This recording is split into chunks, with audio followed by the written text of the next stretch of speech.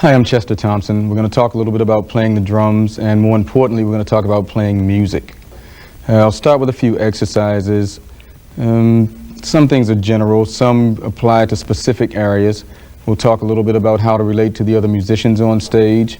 We'll even talk a little about how to learn new parts. There's a lot more things to talk about, far too many to try and list them all here. So I'll tell you what, grab your sticks. I've got mine. First of all, we'll start with what to do with the sticks, how I use my fingers and things to build up the hands.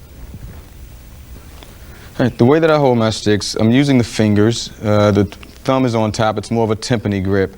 The wrist starts the stroke, but the fingers tend to do most of the work. I'll get into a little more detail in just a moment with that. The timpani grip I find works best for getting around the toms. When I'm playing on the snare directly, I tend to turn the thumbs a little bit to the side, especially for playing a roll.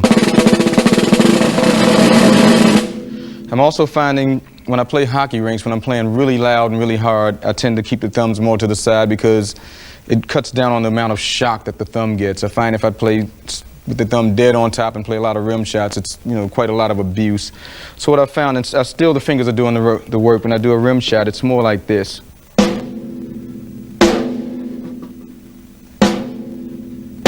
And I find when the fingers do that, the hands don't feel beat up by the end of the night, which so I don't get the lumps and the big knots that I used to get on my hands. I work a lot on controlling the amount of strokes I can handle with each stick. I guess the one thing to be clear on is when you're bouncing and when you're not. Bouncing, obviously, the stick's doing most of the work. When you want to increase the speed of the bounce, all you do is just tighten the grip just a tiny little bit and bear down with the thumb. That takes care of that. That's a little different from actually snapping it with the fingers, which is as opposed to. There are some rudiments I use that I find really helpful for playing a drum kit, and just for the way that I play, there are things I've found over the years build up my hands. Paradiddles tend to be everybody's favorite, which is right, left, left, left. My favorite way to deal with it is with a single, double, triple. The book will have a very detailed sticking pattern, but I'll give you a quick demonstration of the exercise I use, which is single, double. I call this a triple, but it's actually 4 strokes in front of the paradiddle, but the accent makes it a triple, okay? Now just go back and forth, single, double, triple, double, okay?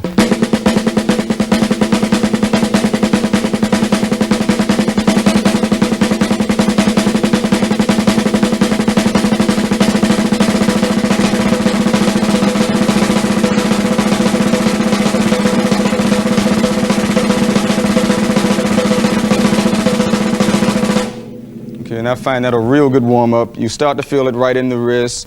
Quick note about that, a couple of the exercises I am going to show you, the wrists are going to hurt, okay? Expect that, try to relax.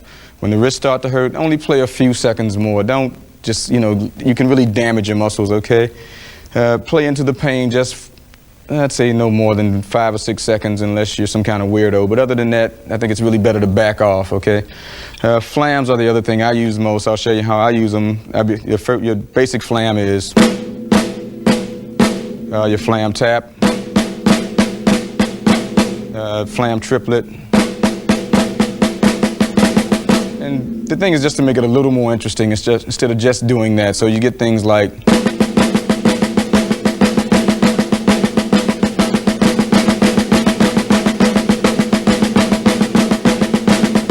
then I like to do 5s and 7s. Your 5s are 2-3, your 7s 2-2-3. So the flam works this way.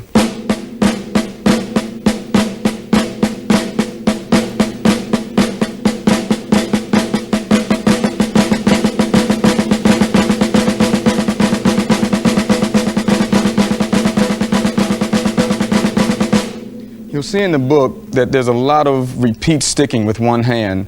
The problem with that is very often, if you haven't been playing that long, one hand's usually weaker than the other. There are some things I do specifically to build up the weaker hand. One is a simple thing, 8, 7, 6, 5, 4, 3, 2, which is, and by the way, everything we're talking about, any kind of exercise practice, should always start slowly, gradually build up the speed, And more important, work on dynamics, man. Just do it loud, soft, and really get extreme with it. So when you transfer this stuff to the kit, you can really make your playing that much more dynamic in general. But the 8-7-6-5-4-3-2 is this way.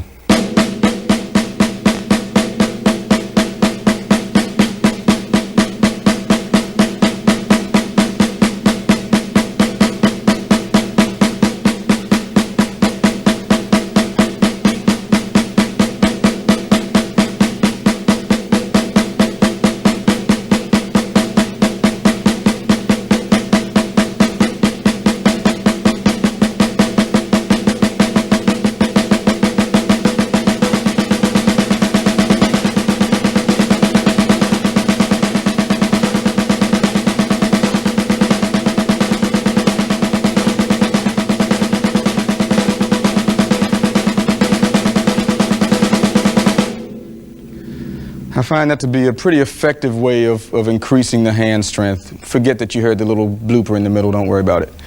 The other thing I find that works just as well is to repeat patterns from the stronger hand to the weaker hand. It's like you're challenging the weaker hand, okay? So you can start off with simple things.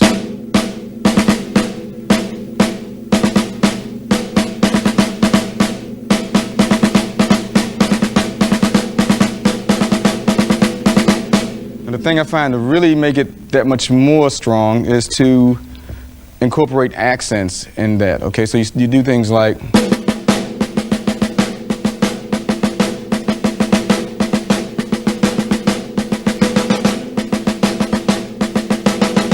and just get more elaborate as your own abilities allow you to do. You can use the same concept with the feet, by the way. What I mean is you can do things with the hands, a simple pattern at first.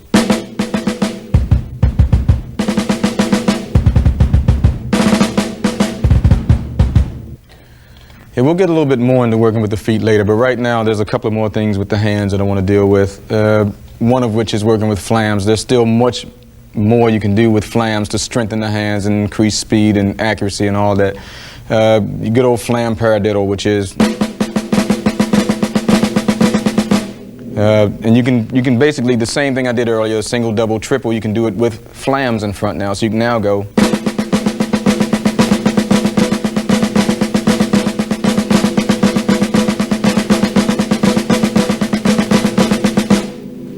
There's another thing I like a lot. If I don't have much time before a show, I got to get the job done quick. I do paradiddles with all flams, okay? So what happens is,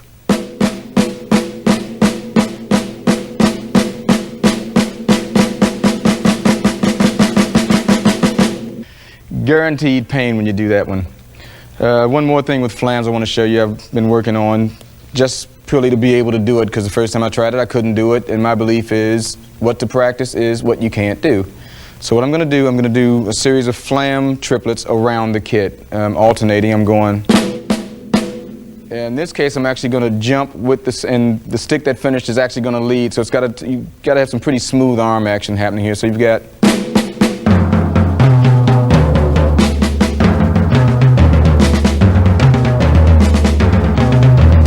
go back the other way.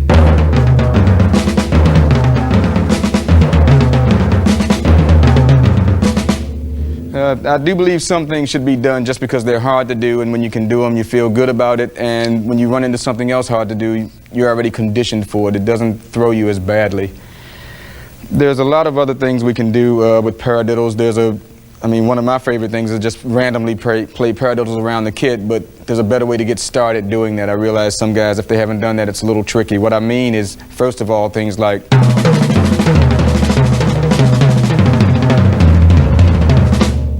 that's all simple paradiddles. It's all right, left, right, left, left. I found a pattern that might be a good way to get used to doing that kind of thing, which is this. Simply go.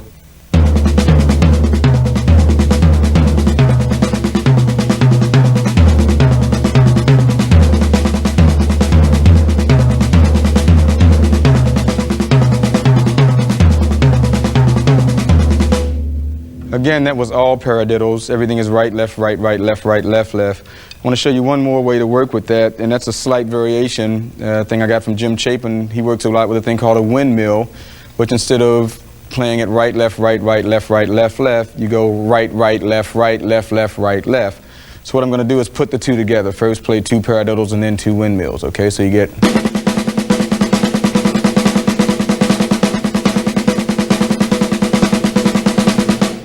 Just tricky enough to make you work on it. When you can do things like that, you'll just find that when your own ideas come on the spur of the moment, you're able to do them because you've got enough of a repertoire of what to do with the sticks that you don't get in a jam. I want to go to things now that apply more to the whole drum kit, especially, first of all, the snare and the bass drum, starting with the same paradiddle principle again. The right foot will substitute for the right hand. When I do this, I keep time on the hi-hat, so it gets to be something like...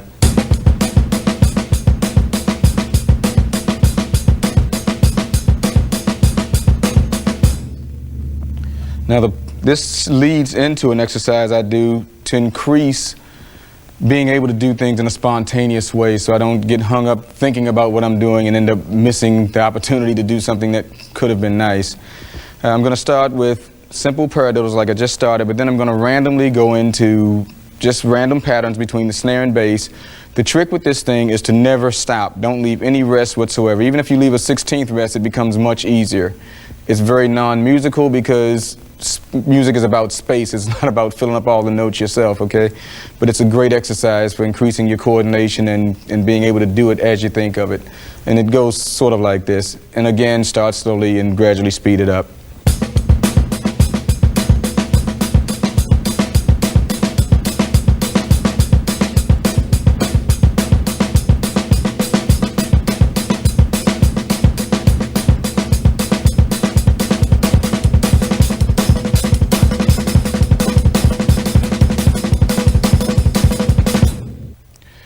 Now remember, the same thing applies. Start slowly, gradually get faster. Don't practice any of this stuff or anything else faster than you can play it smoothly and evenly.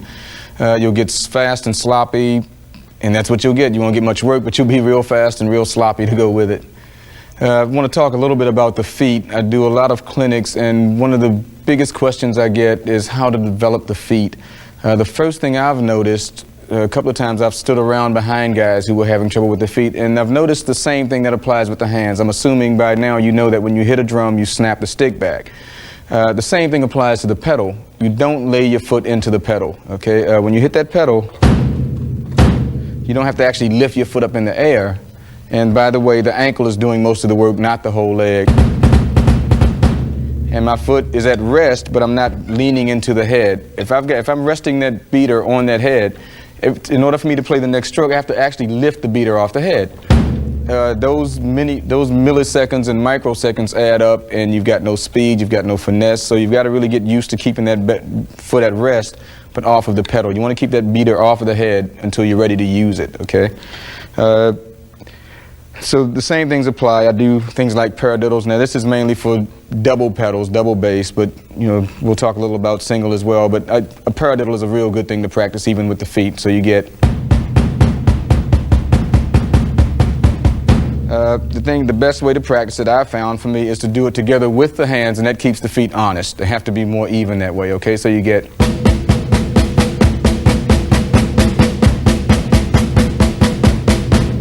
okay, that's, you know, it takes me about 2 minutes to warm up and get it completely smooth, and I won't waste 2 minutes of your time on that. We'll go on to something else. You can practice it yourself. Okay, to get better feet, do it over and over, just like anything else. If you're watching TV, set up a pedal and a pad. And notice I'm still flexing that foot. It's still coming back after I've hit the pad. I'm not laying into it like that, because then I'd actually have to do twice the work. But I'm actually flicking it with the ankle. And then once you get that comfortable, and the same applies to doubles, you just do single strokes all the time, you know. The biggest difference about doing double pedal work, though, is it's real crucial that you become balanced on your stool.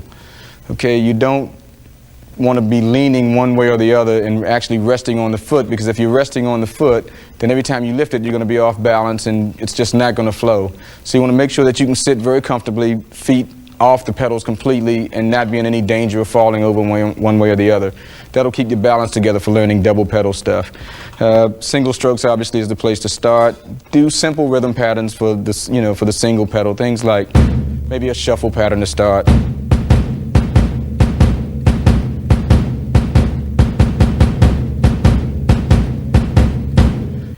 Basically what it comes down to really is using your own imagination. Think of things like just simple patterns, right?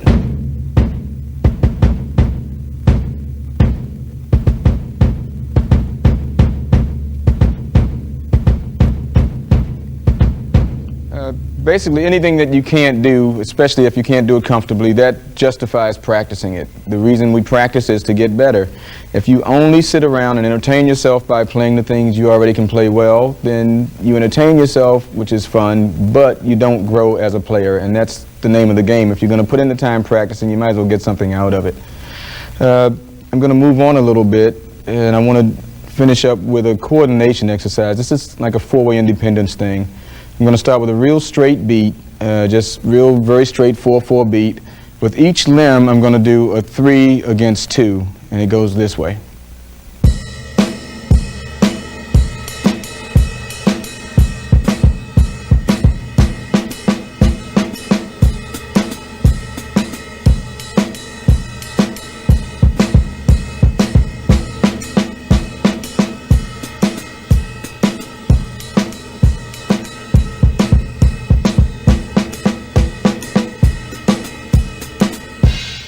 Now the way to ensure that you're getting an even 3 against 2 with that, just a little note for your records anyway, the way to play a really even, clean triplet is to think 6. Don't think 3, think 6. In other words, if you need a triplet, think 6, like.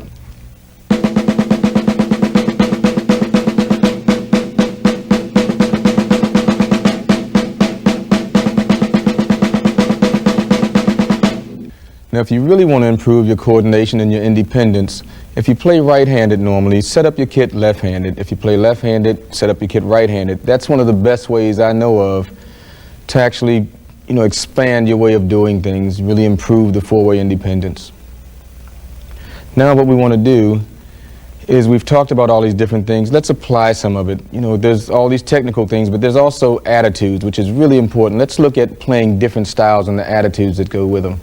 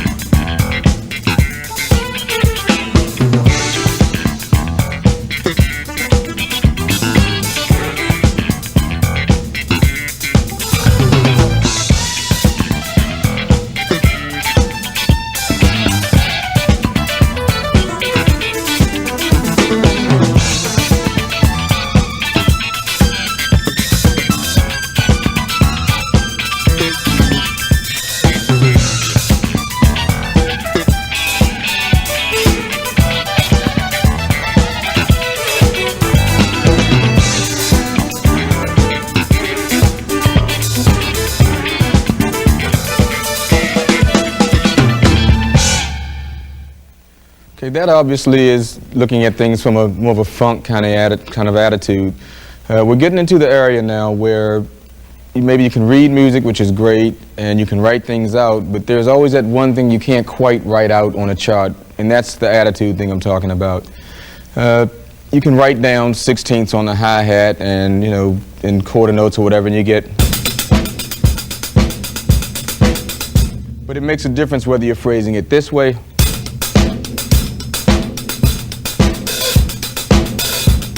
or if you're playing it real tight and straight, like, or it's, whether it's eighths or whatever, you get this kind of thing versus, you get this.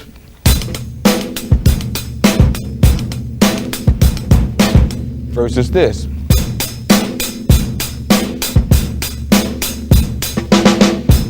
This is getting into the area where you get into the styles of music, the things where, you go start going crazy with A&R men and record deals and that kind of thing because they want very clear-cut styles. I think it's to your advantage as a drummer to at least have some kind of understanding of those styles. The best way that I know of is to understand a little bit about dance. Drums traditionally, other than for communication, have been used for dance. I think you'll find it very helpful to explore what kind of dance usually goes with the style of music you're talking about. If you're talking about more ethnic things like Brazilian, African, things like that, you got to do a little research maybe and maybe go to the library or something and try to see films of the authentic dances that go with things, or watch your favorite TV shows, your video shows, or Video dance is probably a bit more stylized than what people do in the street and in clubs. But at some point, you really do have to make some attempt at understanding that. To maybe give a more clear example of attitude change, we're now going to play a rock kind of feel, but the difference is not so much in the notes I'm playing, but in the attitude that we try to accomplish. Check this out.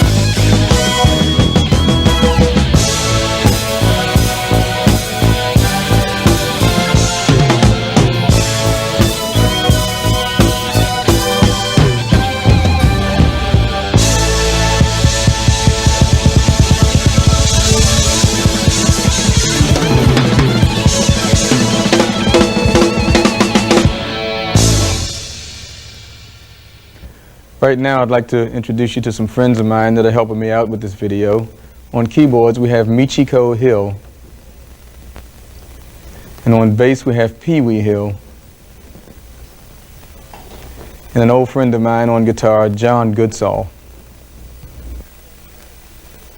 Yeah, having discussed attitude, there are things that make up those, the differences in attitude. You've heard the two pieces of music, the biggest differences being the use of the hi-hat, one being a very tight, sort of straight hi-hat, one having more of a loop, more of a lope, and having more of a bounce to the feel. There's also other elements, things like whether you play on top of the beat or behind the beat. The simplest way to explain them being if you take the same tempo and you play it in a way that it almost feels like it's rushing, it has a very aggressive edge. That's normally playing on top of the beat. You can play that exact same tempo, not really slow down, but make it feel more relaxed and it feels about to slow down. That's playing behind the beat. That's the best way I know of to explain those things so that you can recognize them when you hear them or when you're playing them yourself. There's other elements as well. One thing that crops up in Latin music is playing upbeats. A lot of Western music, we tend to think down. The time is like right here, 1, 2, 3, and we play 1, 2, 3, 4, 1, 2. But then within Latin music, especially Brazilian like sambas and stuff, it's a very different thing. There's an upbeat feeling, and that's quite different from the normal Western approach. So if the tempo is here, 1, 2, 3, 4, you're actually hearing and feeling it this way, 1, 2, 3, 4, 1, 2, 3, 4.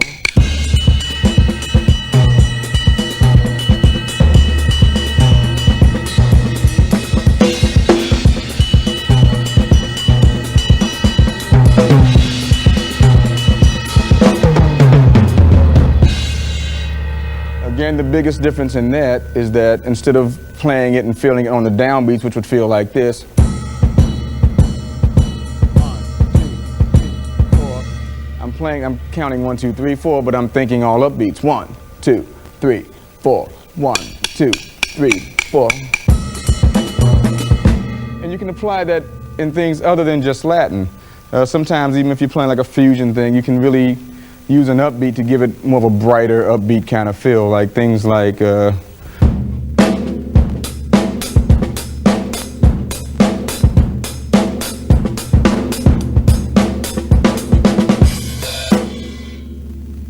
that tends to make everything bounce and dance a little more.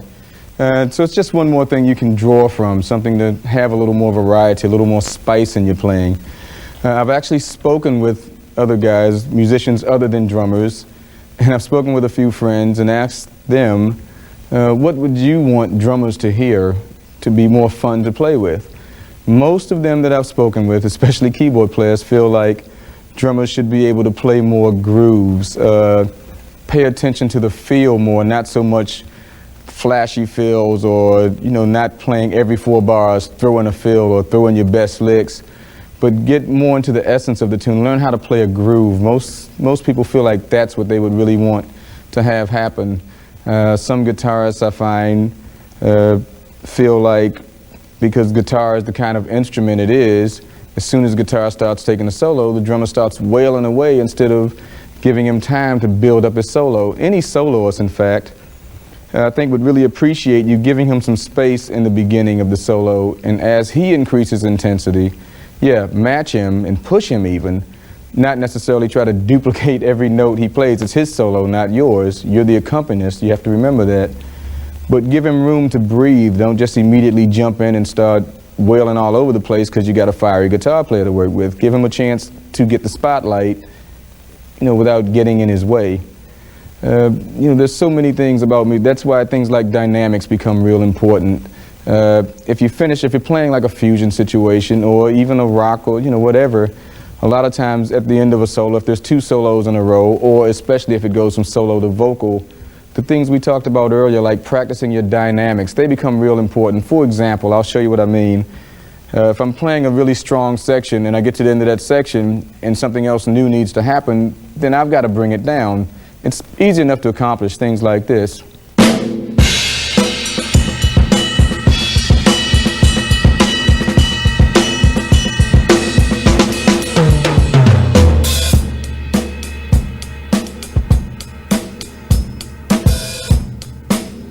By doing things like that, it makes your playing a lot more dynamic. If you think about it, it's relative, okay? Loud is compared to soft. But if you're doing everything at one level, then you got, there's no change. It just, after a while, everybody's kind of ears are burned out and it's just not very musical. So those are the kind of things you want to work on. Playing a groove requires that you can play steady time. The most frequently asked question I get in clinics is, how do you play solid time? Again, that's getting into what I call getting to the essence of the tune. And just lock into a groove and just wear it out. Sometimes in a lot of today's music, you really don't get to play much more than sort of 4 on the floor bass drum. But if that's the case, don't have an attitude and balk about it. If that's what you got to play it the very best you can play it. That's the whole point of the thing, and play it in a way that it makes people want to move, not just sort of sit there and be bored. That's the kind of things that make it more fun for other people to play with a drummer.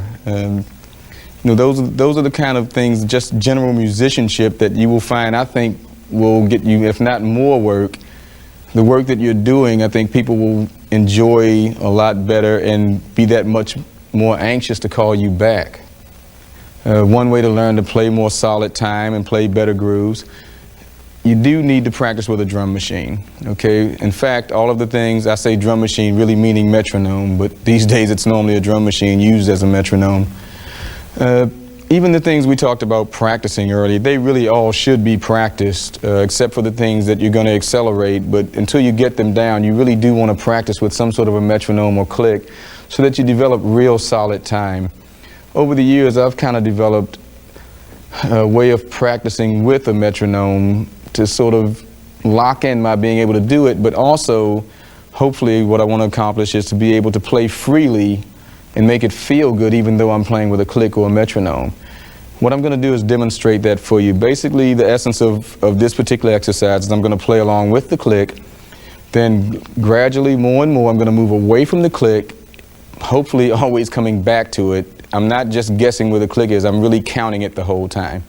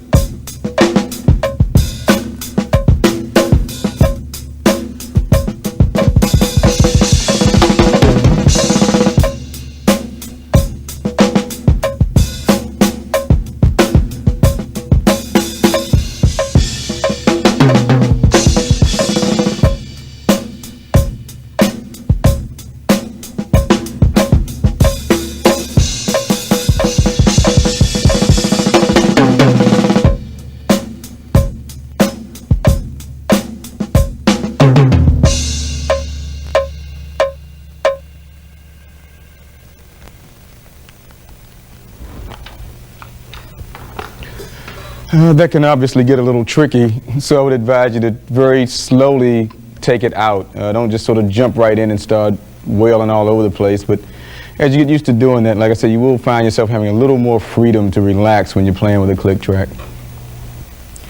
Yeah, at this point I'd like to talk about something that's probably a common problem to all of us. How do you go about learning new material? You're going to join a new band, maybe it's your first band, but what do you do to prepare for that? First of all, preparation-wise, if at all possible, I ask for a cassette or charts or something because I don't want to walk in cold. I try to get familiar with the material as much as possible. You at least need tapes to be able to do that. When you're listening to the tapes, what do you listen for?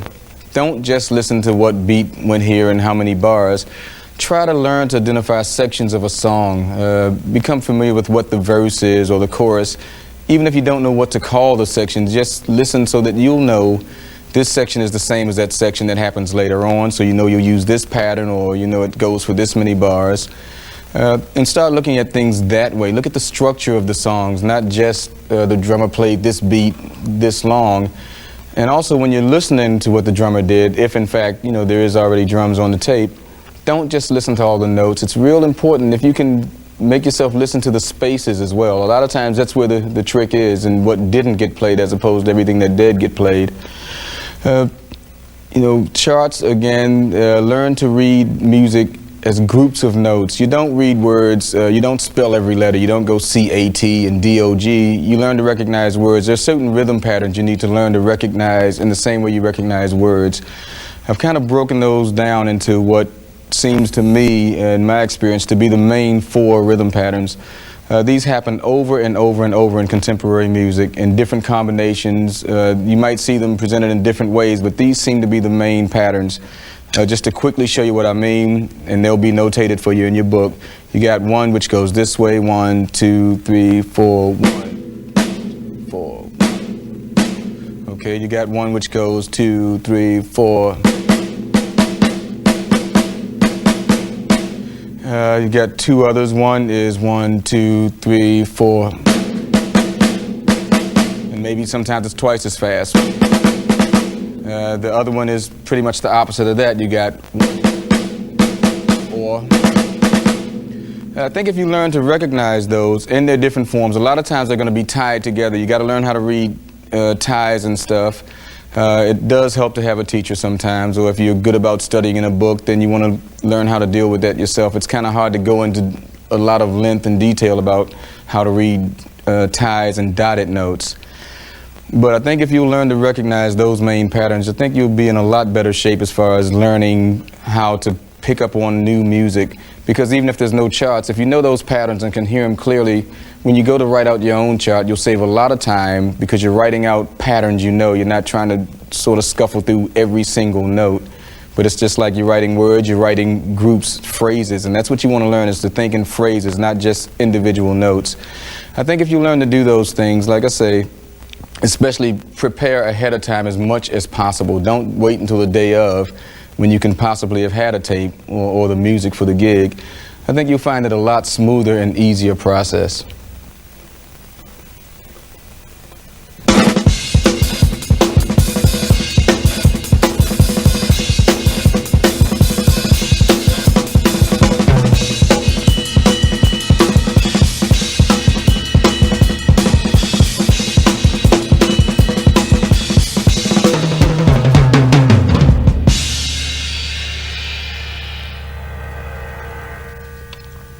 Okay, I guess right now is a good time to talk about odd time signatures.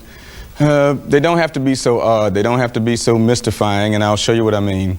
If you can think in terms of doing things in groups of 2 and 3, it takes the mystery out. You want 5, it's simple mathematics, 2 and 3.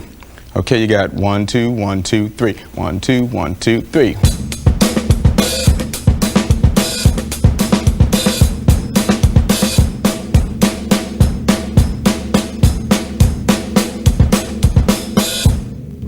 If you get into a 7, you got 2, 2, 3. It could be 3, 2, 2 or whatever. Normally 2, 2, 3 is the way it gets done, which is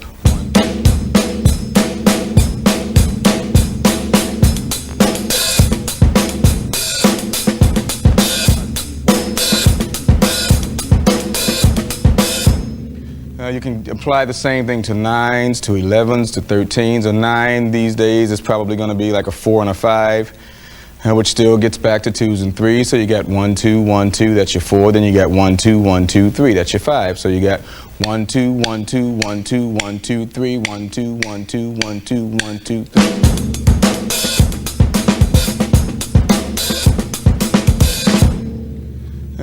So anyway, to further illustrate the point, we're going to play another song for you. It's a song called Go, and it goes back and forth from 5 to 4. Now, one of the key things about this, when you get into time signatures where they move back and forth, you want to keep the same pulse, okay? So if it's 5, you're not going sort of 1, 2, 1, 2, 3, 1, 2, 3, 4, 1, 2. You know, it's all constants like 1, 2, 1, 2, 3, 1, 2, 3, 4. And you'll notice that with this song. Check it out. Hopefully it clears it up for you.